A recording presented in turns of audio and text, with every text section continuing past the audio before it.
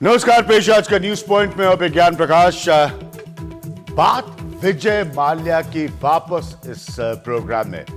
सरकारी बैंकों के करीब 9,000 करोड़ रुपए से भी ज्यादा देनदार विजय माल्या एक साथ कई मुश्किलों में घिरते नजर आ रहे हैं। एक तरफ बैंकों ने सुप्रीम कोर्ट में जवाब दाखिल करते हुए कोर्ट में माल्या की व्यक्तिगत उपस्थिति के साथ माल्या परिवार की संपत्ति के खुलासे की मांग कर रहे हैं, तो दूसरी तरफ राज्यसभा की आचरण समिति ने आम राय से उनकी सदस्यता खत्म करने का मन बनाते हुए इन्हें एक हफ्ते का नोटिस दिया है।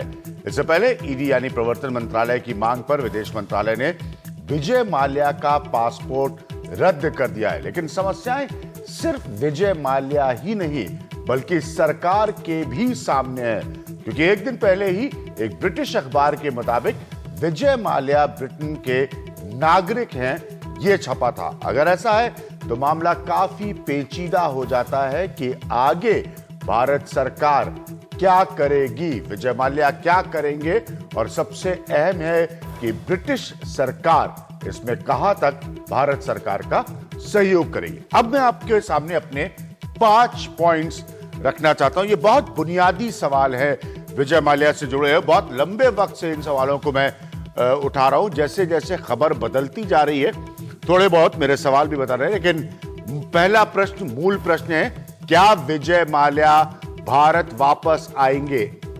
एथिक्स कमेटी उनको एक हफ्ते का समय दे रही है।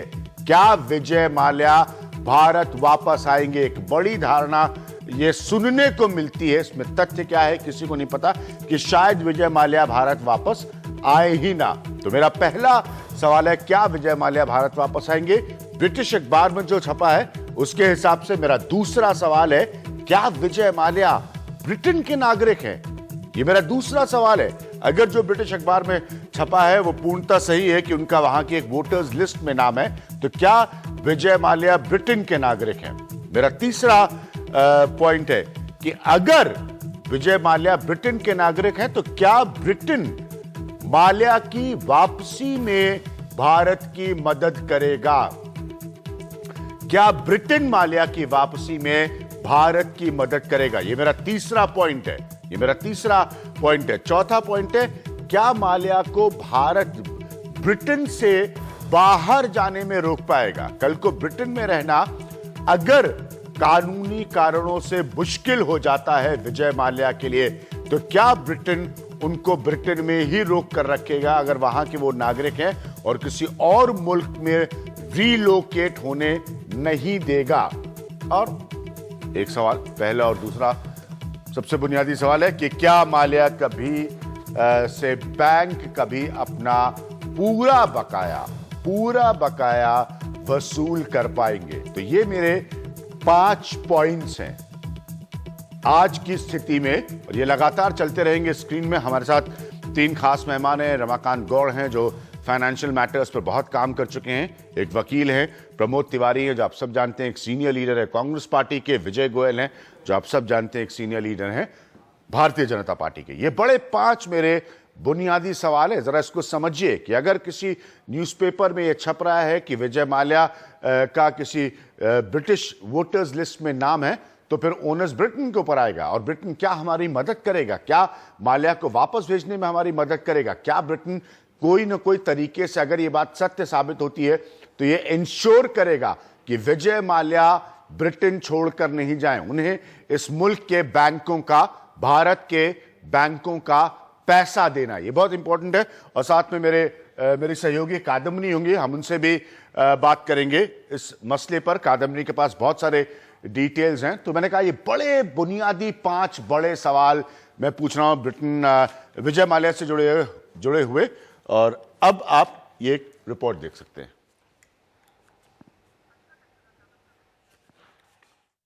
मैं मानता हूं कि जो एथिक्स कमेटी के सारे मेंबर हैं वो तो एक एक बात को, एक एक मामले को, बैंक से लेकर और तरह की जितनी चीज़ें हैं, मजदूरों का मामला, ये सारे देख करके आम सहमति एथिक्स कमेटी में थी कि इनकी मेमोरी लेना चाहिए, और ये तय हो गया कि इनकी मेमोरी लेना। अब मेमोरी लेने का एक रास्ता है, औपचारिकता है, उनको पूरा करना है। इसलिए 3 तारीख को फिर से बैठक होगी, उसमें फाइनल डिसीजन हो जाएगा।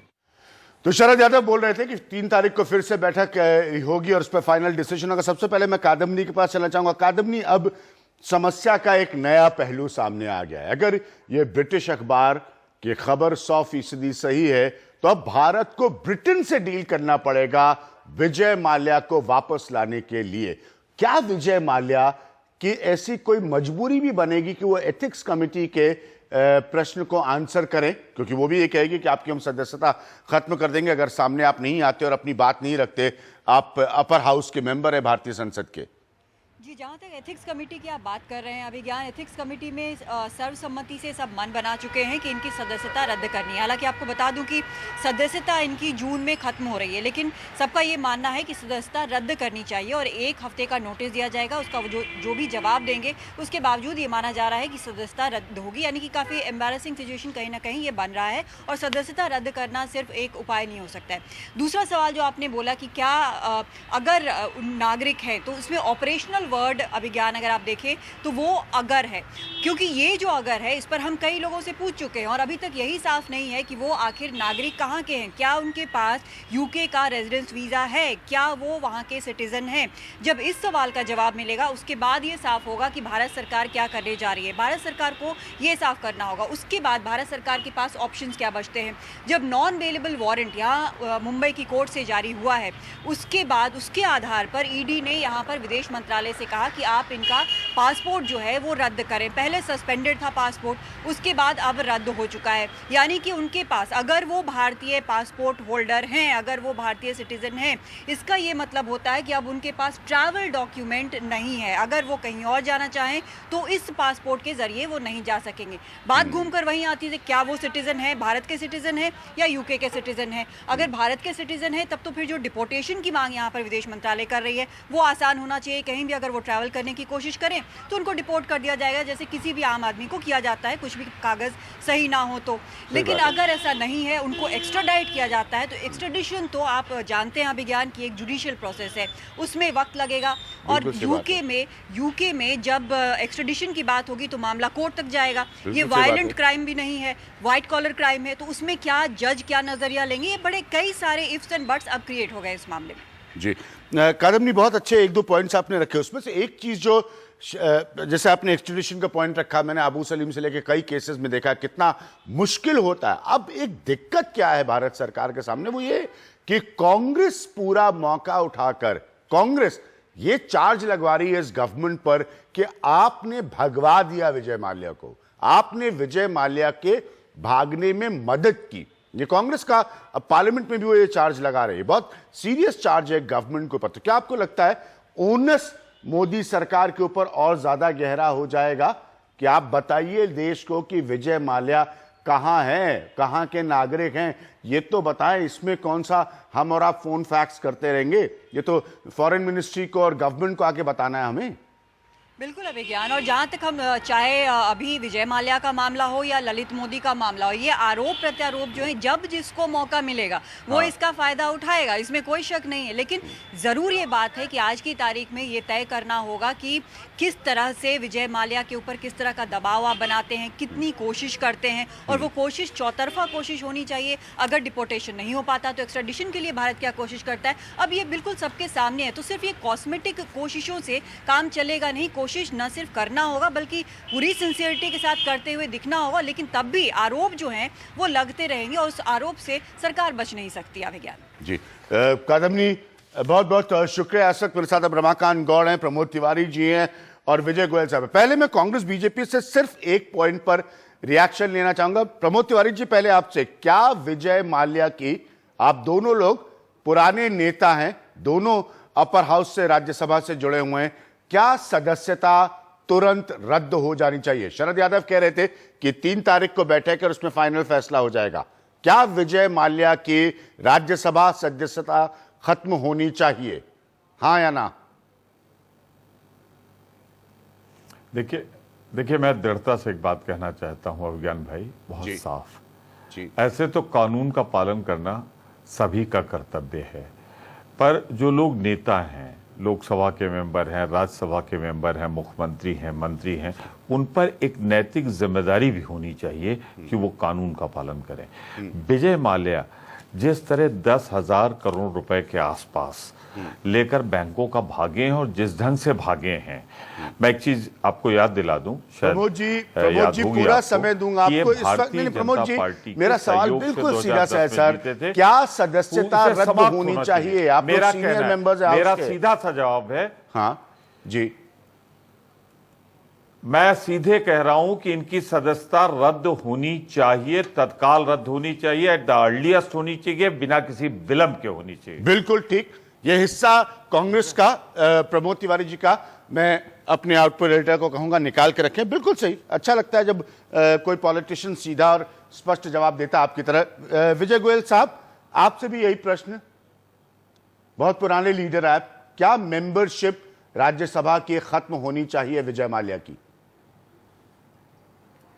अभिज्ञान, मैं समझता हूं कि जिस तरह का अपराध किया है और जिस तरीके से विजय माल्या देश को छोड़ के भागे हैं, अब उनको ईडी के नोटिस जारी किए जा रहे हैं, वो मेंबर ऑफ पार्लियामेंट है, तो मेरा ये मानना है उनकी राज्यसभा की सदस्यता रद्द होनी चाहिए। और आपको ये जानना होगा कि मैं उन एमपीज में से हूं जिन्होंने राज्यसभा के चेयरमैन को इस बात के लिए पत्र लिखा था कि विजय माल्या का मामला एथिक्स कमेटी को सौंपा जाए ताकि उनकी सदस्यता को रद्द किया जा सके। आपको ध्यान होगा लोकसभा के अंदर भी कुछ मेंबर्स की सदस्यता को रद्द मात्र इसलिए किया गया था कि उनको फंसाया गया था क्वेश्चंस के लिए, पैसे लेने के लिए। वो मांगने नहीं गए थे, उनको फंसाया गया था, उसके बाद भी रद्द कर दिया गया था। तो एक अच्छा प्रेसिडेंट सेट हुआ है और मैं समझता हूं विजय माल्या की इसलिए सदस्यता रद्द नहीं करनी चाहिए क्योंकि राज्यसभा की मेंबरशिप खत्म हो जाएगी, कि एक मैसेज जाए कम से कम, ठीक है, एक उनके ऊपर स्टिग्मा लगे इस बात के लिए कि भी कोई भी नेता जो है इस तरीके से एमपी गलत काम नहीं कर सकता, नहीं तो क्या आदर्श उपस्थित किए जाएंगे। प्रधानमंत्री नरेंद्र मोदी ने पहले ही कहा था जिन भी एमपीज के ऊपर केस चल रहे हैं उन एमपीज को एक स्पेशल कोर्ट बननी चाहिए, उन केसों से बरी होकर आना चाहिए जल्द से जल्द, जिसमें जुडिशरी भी उनकी हेल्प करे। तो मैं इस पक्ष में हूं, तुरंत सदस्यता रद्द करनी चाहिए। 7 दिन का नोटिस भी देने की जरूरत नहीं थी, पर जरूरत दे भी दिया तो ठीक है। ठीक है, तो मैं दीपक जी से, हमारे आउटपुट एडिटर से बोलूंगा कि आप इसको लगातार इस बात को चलाएं कि प्रमोद तिवारी कांग्रेस के और विजय गोयल बीजेपी के दोनों बिल्कुल साफ साफ कह रहे हैं कि विजय माल्या की राज्यसभा सदस्यता रद्द होनी चाहिए। अब आते कानूनी पहलू पर। रमाकांत गौड़, अब ये बड़ा दिलचस्प मसला है क्योंकि अब मैं देख रहा था 24 अप्रैल 2016 संडे टाइम्स की रिपोर्ट है। अब अगर विजय माल्या, वहां के अखबार बता रहे हैं कि वहां के नागरिक हैं या रेजिडेंसी परमिट है जिसे पीआर कहा जाता है वहां पर, तो क्या कानूनी कार्रवाई बनेगी? भारत क्या करेगा? आप ठीक कह रहे हैं। कदम ने एक पॉइंट बिल्कुल सही रखा है कि जुडिशियल प्रोसेस है, एक्सट्रेडिशन के बहुत केसेस मैंने कवर किए हैं, तो आपको उनके अदालतों में जाकर अपराध साबित करना होता है, जो कहना बहुत आसान है, प्रोसेस में आप एक लॉयर हैं बहुत मुश्किल होता है। दरअसल ये प्रोसेस जो शुरू किया गया है वो शुरू से विशिएटेड है। ठीक है, आपने 5 सवाल उठाए, मैं 2 सवाल अपनी तरफ से आपको और दे रहा हूं, आपके और जनता के सोचने के लिए कि क्या विजय माल्या भागे हैं, क्या विजय माल्या को भगाया गया है। देखिए ये बहुत सीरियस चार्ज है जो कांग्रेस का। मैं इस बात में कांग्रेस के चार्ज की बात नहीं कर रहा हूं। देखिए आप अपनी बात करिए, लेकिन कांग्रेस ने इसको सीरियस चार्ज बनाया है। कानूनी पॉलिटिक्स में एक सीरियस चार्ज है जो कांग्रेस ने रखा है प्रेजेंट गवर्नमेंट के ऊपर। कानूनी दृष्टिकोण से एक बात कर रहा हूं कि हिंदुस्तान की 2 प्रीमियर इन्वेस्टिगेटिंग एजेंसीज को इन्वेस्टिगेट कर रही थी। हम सब जानते हैं कि ऐसा कोई इन्वेस्टिगेशन चल रहा होता है तो टेलीफोन टैपिंग होती है। तो क्या पहली चीज।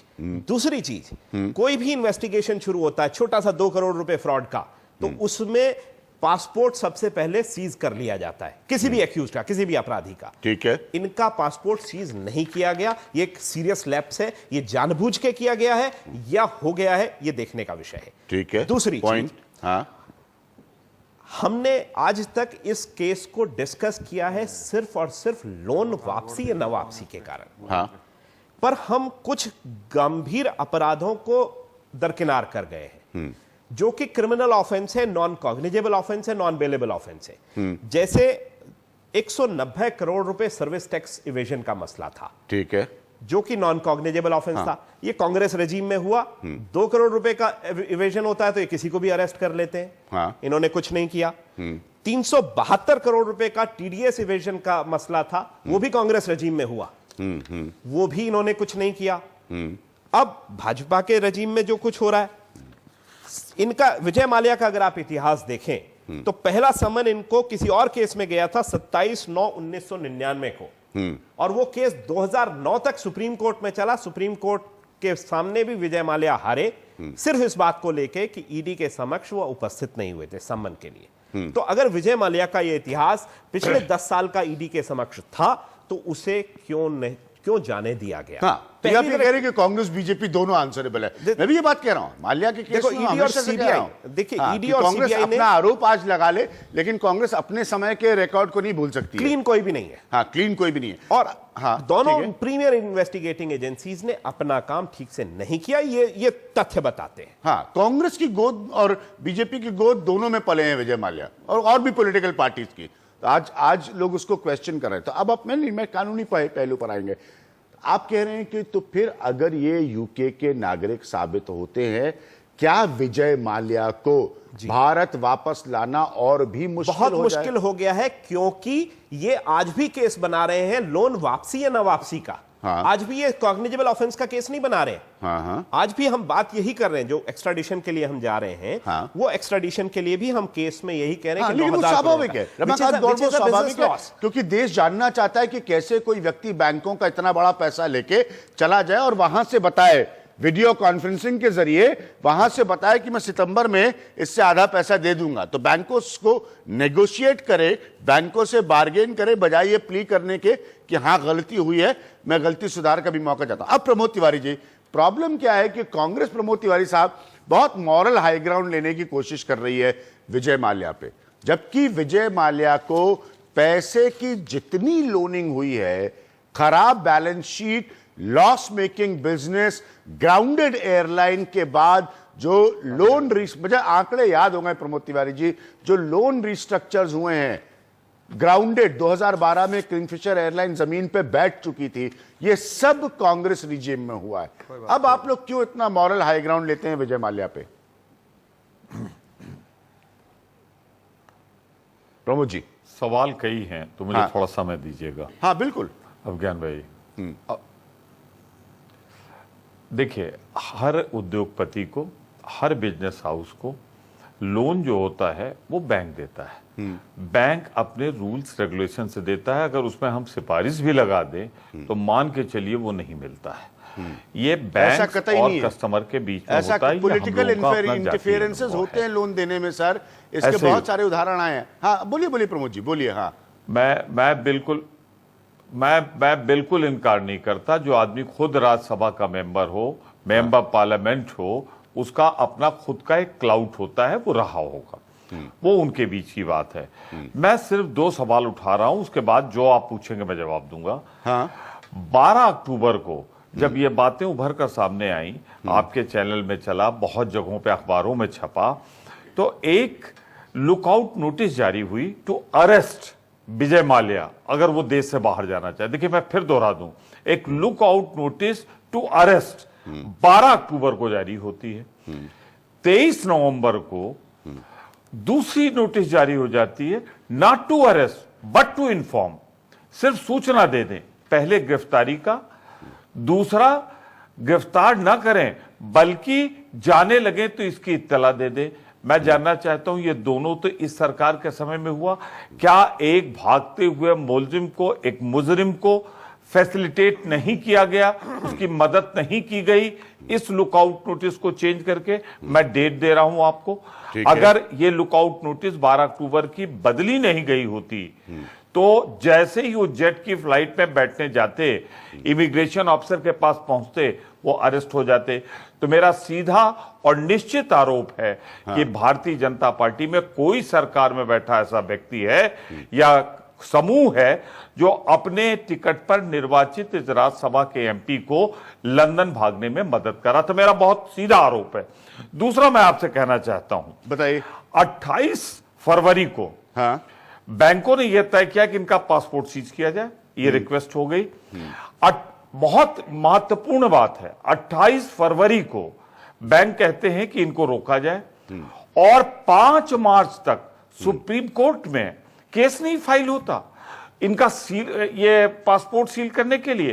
क्या इसके लिए 6 दिन की जरूरत थी, 29 फरवरी और 5 दिन और की? ये विलंब क्यों?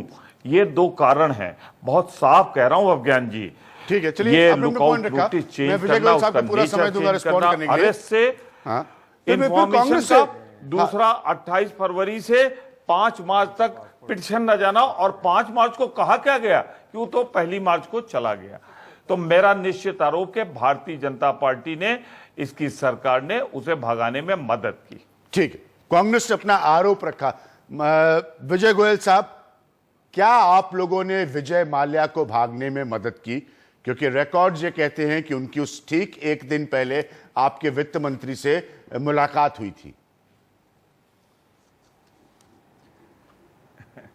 अभिज्ञान, मैं ना कुछ बातों को बड़ा स्पष्ट रूप से कहूंगा, तो उसका प्लीज, मतलब ये प्लीज। नहीं है आप कि पूरा मैं समय लीजिए। विजय प्रमोद माल्या तिवारी जी ने के पूरा पक्ष समय या लिया, विपक्ष आप की भी बात लीजिए। कह रहा हूं जाके। हाँ,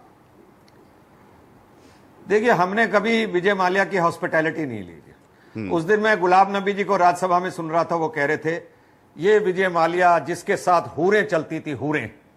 तो मैं कहता हूं एक लिस्ट जारी की जाए कि उस विजय माल्या जी की हॉस्पिटैलिटी किस किस ने ली थी। दूध का दूध और पानी का पानी हो जाएगा। हाँ, नंबर बहुत 1 अच्छा बात पॉइंट है। ये बात हमारा हो तुम्हारा हो, इससे मुझे कोई बहुत मतलब अच्छा नहीं पॉइंट है है। विजय गोयल साहब। इसका तो मैं भी तो समर्थन कर रहा हूं कि जितनी हूरें उनकी किसकी थी? हॉस्पिटैलिटी की लिस्ट हो, पॉलिटिशियन की, मीडिया की, किसी की भी हो, पूरी लिस्ट जारी करिए। बहुत अच्छा पॉइंट है, ताकि उसमें कांग्रेसी भी होंगे, मैं बता रहा हूं, दूसरा मेरा ये कहना था बीजेपी वाले भी होंगे, मैं बता रहा हूं, प्रमोद जी, मीडिया के लोग भी होंगे। प्रमोद जी हमारे बड़े अच्छे मित्र हैं जी, प्रमोद जी हमारे बड़े अच्छे मित्र हैं। हाँ, वो कहते हैं कि भाई अगर बैंकों ने लोन दे दिया विजय माल्या जी को, तो वो या तो अपने आप दे दिया और या दे दिया उन्होंने उनकी शख्सियत से दे दिया जाके जी। अरे भाई, जो इतना बड़ा तामझाम विजय माल्या ने फैला रखा था, वो ऐसे ही नहीं फैला रखा था जाके जी। उसने जो राजनेताओं से भी अपनी सांठगांठ बना रखी थी, वो ऐसे ही नहीं बना रखी थी जाके। 9,000 करोड़ रुपया दिया गया पिछले रिजीम में, कांग्रेस के रिजीम के अंदर, और जिस समय एयरलाइन सबसे ज्यादा घाटे में चल रही थी, उस समय भी उठाया और उनको लोन पकड़ा दिया गया। ये दूसरा मेरा पॉइंट है जी। तीसरा बात, गौड़ साहब ने बड़ा सीधे सीधे बात कही। 190 करोड़ का सर्विस टैक्स कांग्रेस के समय में ही पकड़ा गया था। 372 करोड़ का टीडीएस इविजन कांग्रेस के टाइम में भी था जी। किंतु कांग्रेस ने कुछ नहीं किया। पर जैसे ही विजय माल्या शहर से बाहर गया, वैसे उन्होंने कहा बीजेपी ने भगा दिया, बीजेपी ने भगा दिया जी। अब आ जाओ बीजेपी पे भगाने की बात जी। हाँ। देश में कुछ कानून है जाकर, और इस कानूनों की आड़ में बहुत से अपराधी बच रहे हैं। केवल एक विजय माल्या ने बैंकों का लोन नहीं खाया है। ऐसे अभी और भी इस देश के अंदर लोग हैं जिन्होंने बैंक के मोटे मोटे या हो सकता है इससे ज्यादा भी लोन ले रखे हों जी। पर उनपे क्रिमिनलिटी स्टैब्लिश हुई है कि नहीं, ये मैं नहीं कह सकता, क्योंकि मैं कानून का ज्ञाता नहीं हूं। वो सिर्फ केस को ऐसा लेके चलते हैं कि भी इन लोगों ने अपने बिजनेस के लिए लोन लिया था और उसको वापस नहीं किया गया। जब तक इनके ऊपर कोई कार्रवाई नहीं होती, तब तक कोई क्रिमिनलिटी नहीं है जी। अब इसलिए उसको रोका नहीं जा सका। ये जो कांग्रेस वाले लोग पोस्चर्स ले रहे हैं, तिवारी जी की बात नहीं कर रहा मैं। सीबीआई ने पहले नोटिस दे दिया लुकआउट का, फिर सीबीआई ने वापस ले लिया। वो तो कोई भी क्लैरिकल या कोई भी मिस्टेक हो सकती है, परंतु मैं ये नहीं मान सकता कि सीबीआई ने इसलिए नोटिस वापस ले लिया। विजय गोयल जी, मैं जहां इस बात का विजय गोयल जी, जहां मैं इस बात का समर्थन कर रहा हूं कि हाँ, सब पूरा देश जाने माल्या साहब के सिस्टम में दोस्त कौन कौन थे, वही मैं इस बात पर भी आपको टोकूंगा कि लुकआउट नोटिस जो है, ये टाइपिंग एरर या क्लरिकल मिस्टेक नहीं हो सकती सर। ये बहुत सीरियस इशू है। हाँ, बोलिए गोयल साहब। प्रमोद जी, आपको समय दूंगा। अभिज्ञान, मैं आपकी बात से पूरी भी सहमत हूं। ठीक है। और मैं ये भी कह सकता हूं, जब एक नोटिस से दूसरे नोटिस को बदला गया है, तो जाहिर तौर पर उनके जहन में कुछ बात होगी, पर यह बात नहीं मैं मानने को तैयार हूं कि सरकार ने कहा तू उड़ जा रे पंछी। और दूसरा, जेटली साहब को अगर मिल लिया, मेरे को 20 लोग एमपी होंगे, रास्ते में मिलेंगे, लॉबी में मिलेंगे, कॉरिडोर में मिलेंगे, उसको मैं ये नहीं मान लूंगा कि मिल गया और फाइनेंस मिनिस्टर उसको भगा देंगे। जेटली साहब तो लास्ट ऐसे आदमी हो सकते हैं, उनके बारे में कहा जा सकता है कि जो किसी भी आदमी को इस मामले में किसी तरह का हेल्प करें। मैं आगे चलता हूं ना। सबसे बड़ी बात क्या है जी, इस समय वो माल्या भार है।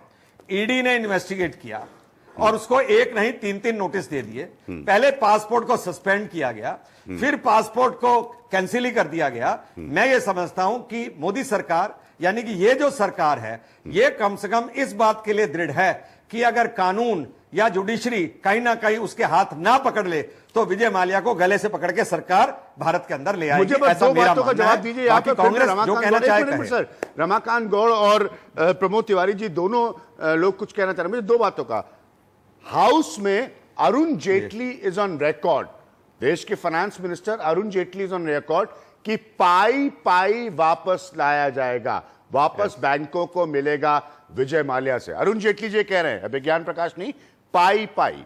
अगर आज ये स्थिति उत्पन्न होती है, जैसा कि ब्रिटिश न्यूज़पेपर्स लिख रहे हैं कि उनके पास वहां पे वोटिंग राइट्स हैं, वो ब्रिटिश सिटीजन है, आपकी गवर्नमेंट क्या करेगी? जुडिशियल प्रोसेस एक्सट्रेडिशन का और डिपोर्टेशन का, ये दोनों जमीन आसमान का फर्क रखते हैं सर। अभिज्ञान गौड़ साहब ना अपना सुप्रीम कोर्ट के बड़े अच्छे लॉयर हैं। हाँ। वो इस बारे में ज्यादा प्रकाश डाल सकेंगे। हाँ। मैं लीगैलिटी पे इतना ज्यादा नहीं जाऊंगा। हाँ। मैंने इसलिए पहले ही आपको ये एडमिट कर लिया है। हाँ। कि ये जो जुडिशरी, ये जो लीगल सिस्टम है। हाँ। या कोई डिपोर्टेशन के या कोई ब्रिटिश नागरिक होने के कारण सिस्टम है, तो मैं नहीं समझता हूं कि क्या लगेगा। किंतु इस समय इंडियन गवर्नमेंट ये स्टैब्लिश करना चाहती है कि माल्या जैसे लोगों को स्कॉट फ्री ना लिए छोड़ा जाए, उनको लाया जाए, और कम से कम जब अरुण जेटली ये कहते हैं पाई पाई का हिसाब उनसे वसूल कर लिया जाएगा,